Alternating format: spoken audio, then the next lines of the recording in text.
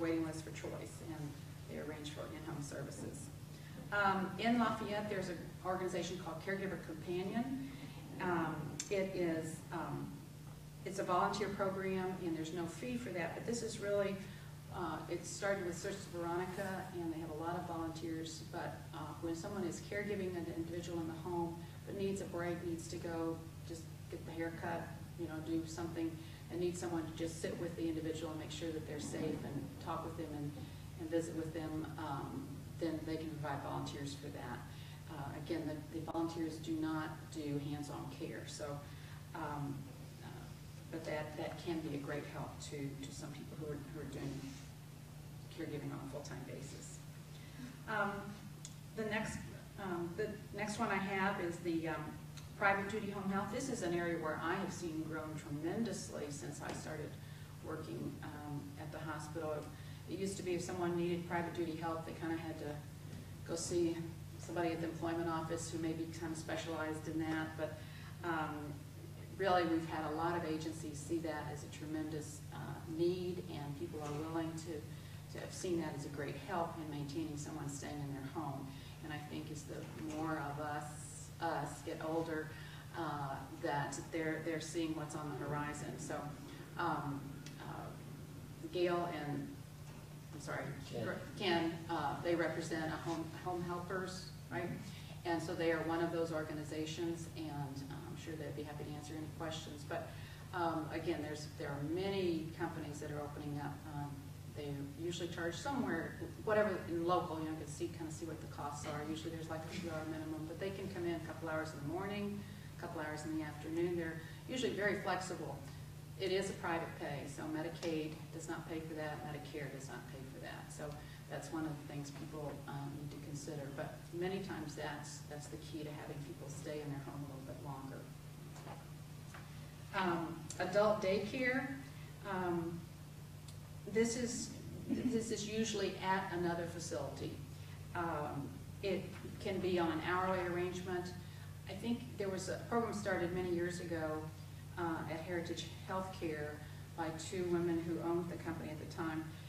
It never did kind of take off totally, but now it seems to be coming back a little bit.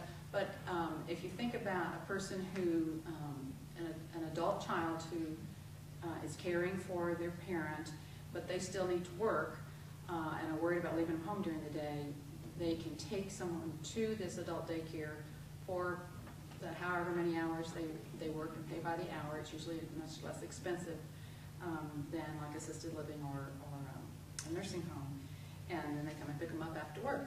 And maybe it can be just 3 days a week, but there is a one called Active Living Daycare that just opened up in the behind Sam's area back there.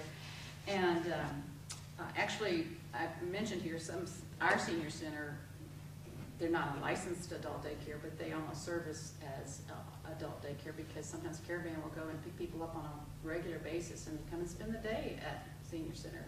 And they have a hot meal, they play bingo, they play cards and have a great time and visit and socialize. And then the Caravan takes them back home. So that can be a good service for some people. Number 13 is the home health care. Now I'm referring to the licensed Medicare providers for home health. This is a service that is provided under the Part A of Medicare. And it can be provided if a person needs a skilled service. So we use it many, many times at the hospital. A person's been in the hospital, maybe they had a hip surgery or a knee surgery. They're going to need physical therapy for a short period of time for some strengthening. So the physical therapist can actually come to the home. Medicare pays for that. The person has to be homebound. Theory is if they could get out and about, they could go out and get that service. So that really is one of the Medicare rules that makes sense. They may need some special, the family may need to be taught how to do a wound care or maybe have IVs or something like that. But some type of skill service that requires either an RN or a physical or occupational therapist to perform that skill. It is called intermittent and short-term, so it doesn't just go on forever, and they come for that service. It's different from the private duty assistants that can come for an extended number of hours. Home health care through Medicare will come to provide that service. Many times if they need a physical therapist or they need a nurse to come out, they will also on another day send a home health aide to help with bathing. That's not a skilled service, but if they need the other service, they will provide that also. I emphasize to people this is not full-time care. This is short-term and intermittent.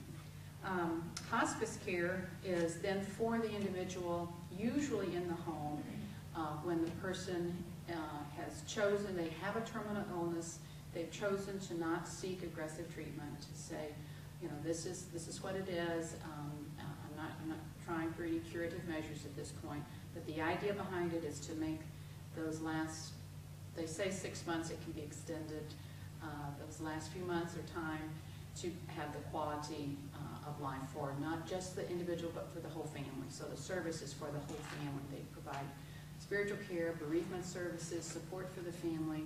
They can provide some intermittent assistance through an aide, but the person does not have to be homebound when it is hospice, because the idea is if they get people earlier on in the game that still may have 4 or 5 months to live, they're pretty active at that time, and they will want them to be out. They don't want them to be confined. They want that quality of life to be as significant as it possibly can be. So